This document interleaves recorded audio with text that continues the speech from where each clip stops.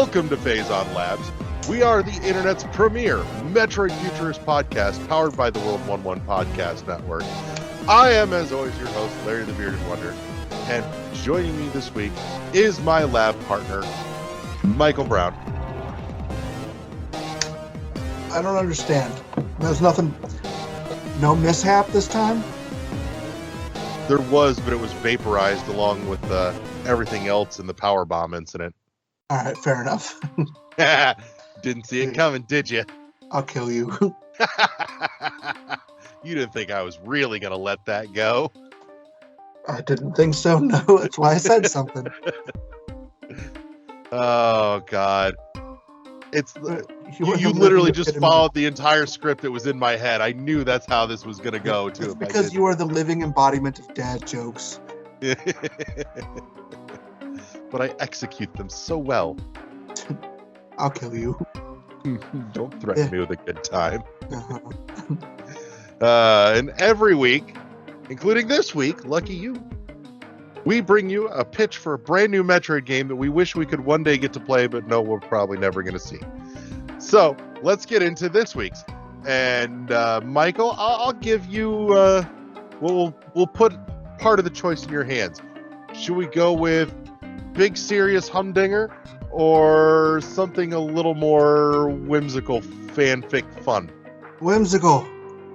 All right, here we go. So I've got some loose bits and pieces that by the time we're done, we should have managed to string together with some scotch tape and cheese. So Cheese. What kind of cheese? String. I don't like it. So, you know why people that are lactose intolerant aren't fans of string theory, right? I hate you. I don't even want you to fucking finish that. I hate you so bad. So, sequence of events leads to Samus getting shot down and stranded and finds herself on planet Mobius, where she's found, along with her ship and wreckage, by Sonic the Hedgehog and company, and ends up getting to work through the depths of planet Mobius to help them find and stop Robotnic in his evil underground lair. And my thought is that as we go along here, she's getting supplied with powers and abilities by Tails, because he's the engineer of the group. But each really? of these... What? Is he? Yeah. I did not know that. Oh, yeah. No, he was the mechanic, the fix-it dude. He was also kind of the real, nerdy guy out of the bunch, technically. Yeah, So, fair.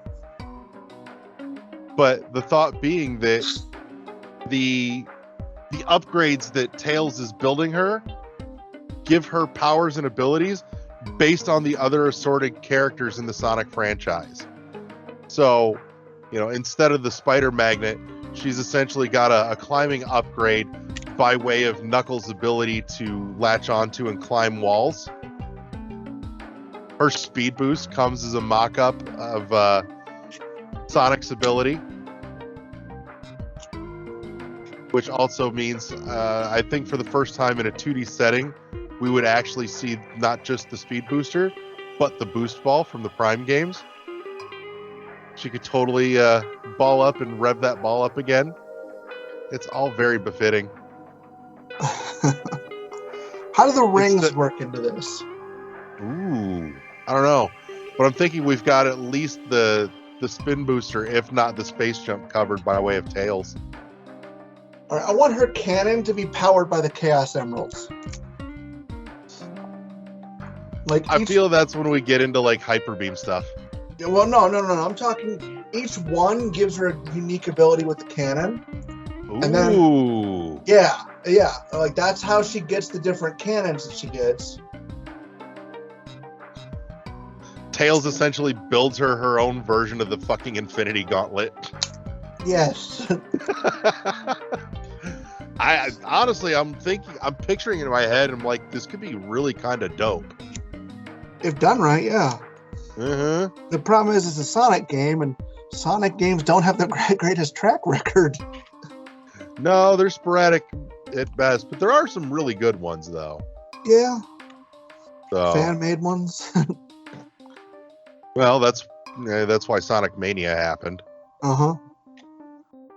But before that, though, Sonic Rush on DS was really, really good, too. Really? I don't think I've ever heard of that one.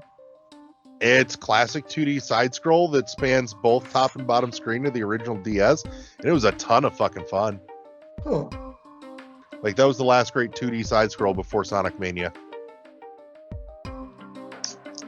It was the last time Sega knew how to make a Sonic game themselves. So, but no, I think there's a ton of potential. Like, I would totally love to see, some of the hallmarks of Sonic games worked into an underground labyrinth. Shit like the Loop-de-Loops combined with the Speed Booster would be a shit ton of fun to play through. Yeah, I could definitely see that. Now, the real question here is this: since she's on Mobius, the secrets do they work similar to the Metroid franchise, or do they work similar to the Sonic franchise? Ooh, maybe a little of both. Because the Sonic franchise tends to just be like non-physical walls. Like you go through a secret wall. Mm-hmm. Whereas, Metroid, obviously, you got to bomb everything. Use some of your unique abilities. Yeah. I think you could totally get away with some of both. Because Metroid has played with its fair share of just straight up false walls, too. And Sonic has had some where you've got to, barrel through blocks and bricks to get to secrets. So really, there's actually a lot of competent overlap in these two. Again, if done right, yeah, I could see it. Uh-huh. Man, there's a Sonic fan game that we need. Shit. Get Milton. Right. I do think it'd be kind of cool too to see the various abilities and powers that Samus gets by way of Tails as actual physical gadgets that attach to her suit. Like, it'd be kind of neat to see, Sonic's trademark kind of spiky thing going on, maybe down the from front to back on the shoulder buffs. I think just on the helmet. You could see that. Line straight down the spine.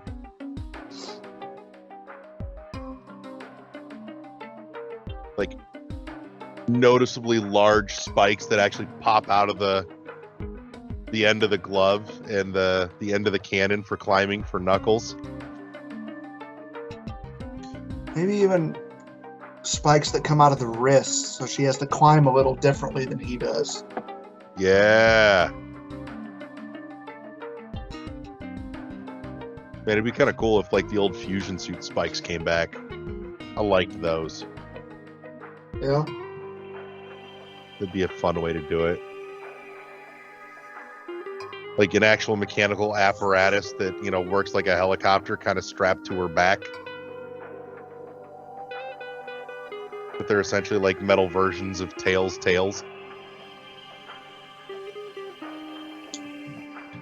Yeah, because she wouldn't be able to. They wouldn't really be able to redo the screw attack, would they?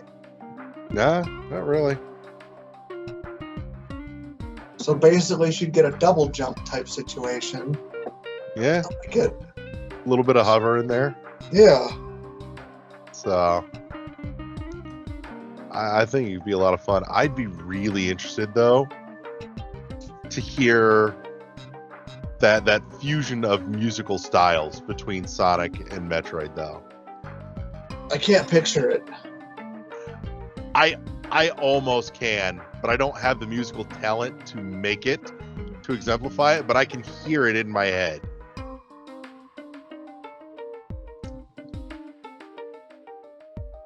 Oh. I do think too, like the deeper you go, the more heavy it leans towards Metroid, but closer to the surface, it's a little more light and playful, like Sonic. And it just kind of gradually shifts into darker and moodier the deeper you get towards Robotnic's lab at the bottom of these, labyrinthine caverns and everything else. So how did Samus get here in the first place again? I don't know, passing through. Well, Or on that's right, Mobius, there's open fire and she gets shot down. Okay. I mean, Mobius is technically an alien planet. Nothing says it doesn't exist in the same universe as everything else in Samus's world. The problem is, like every Metroid game, she has to blow it up when she leaves.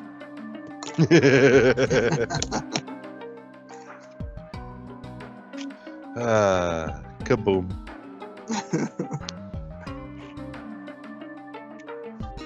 I do think it'd be nice though, like every time you destroy a little baddie along the way, the little forest animal goes running away because you freed it, just like in Sonic. Which is a perfect spot to cameo the creatures from Super Metroid. Exactly, it's one giant adventure of save the animals. So Metroid Fern Gully? Uh-huh. Metroid save the forest. I'm okay with save the forest in this. Yeah. At that point, you're almost at Metroid Greenpeace.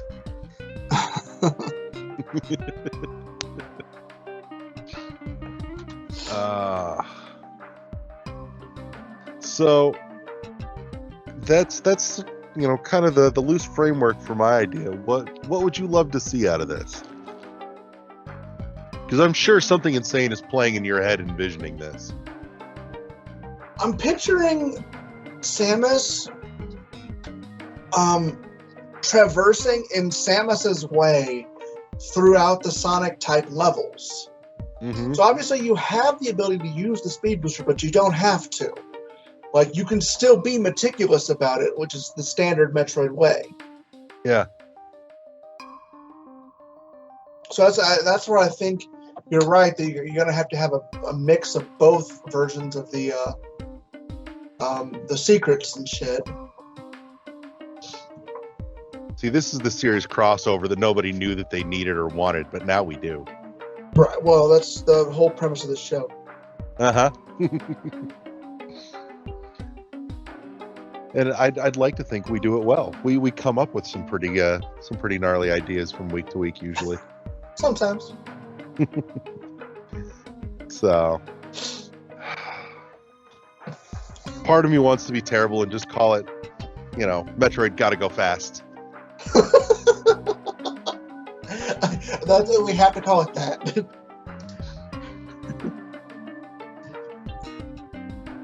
Also, I want them to have to redesign Samus after the initial trailer because they fucked it up.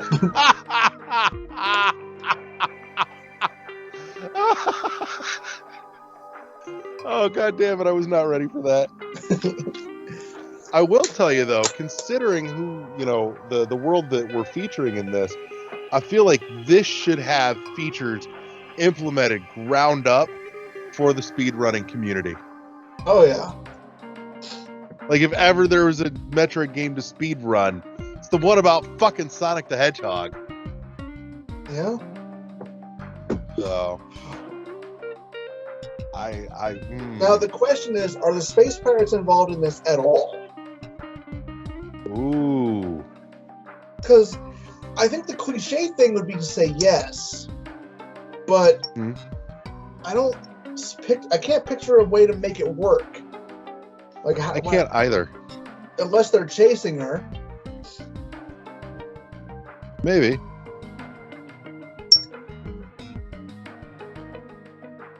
I don't know. I'm okay with them not being there. Yeah, I think I am too, honestly. Added bonus. I feel like they could totally have a lot of fun boss fight wise with a lot of the assorted, boss design style that we get with Robotnic's inventions. All right, here's what happens. She has to jump ship. Robotnik ends up with her ship.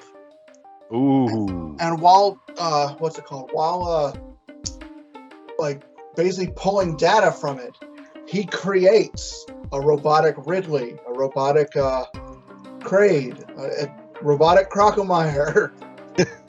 I'm okay with this. Like, as long as they're remade essentially in Robotnik's, design style. Yeah, exactly. I would love that. That'd be cool as shit. I think that could be well done, and that's the whole reason she's doing this, is to get her ship back on a world where the Chozo have never been, so she has no power-ups left for her like usual. There it is. Yeah. Now we've got it.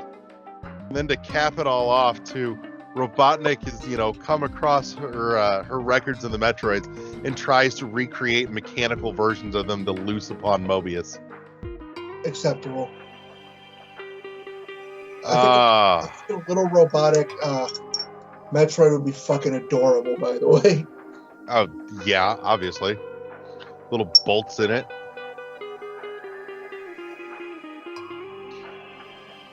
On top of that, too, Robotnik's usual little, flying pod thing's gone. So he's, shoved his bottom half into the roof entrance of the gunship, and he's just floating around that way. Okay. Yeah. It's comically out of scale, but I don't care. That's what I want to see now. So, well, I think we've successfully made another awesome Metroid game that we'll never get to play. So, let's put a bow on it, because I don't think we're going to do any better than Metroid Gotta Go Fast. That's it. That's what I'm sticking with on this one. It's Gotta Go Fast. Fuck it. I wouldn't change it for anything. Health refills are in the form of chili cheese dogs, by the way. Can she please just mash them into her visor? Yes. And she I has want new her to windshield give a wipers installed on the visor to does clear it. them off afterwards. Yeah, I want her to give a disgusted sound when she does it. Like just a running inner monologue of, is this what my life has become?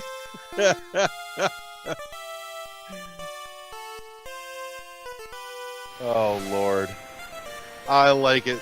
Let's put it in an envelope and slip it under a door and pray that we don't get caught by security this time. Again. So, well, I want to say thank you to everybody that tuned in this week. Thank you to my lab partner Michael, and we'll see you all next time here on Phazon Labs, powered by the World 1-1 Podcast Network. Press start to engage your mind. Goodbye, everybody. See you next mission.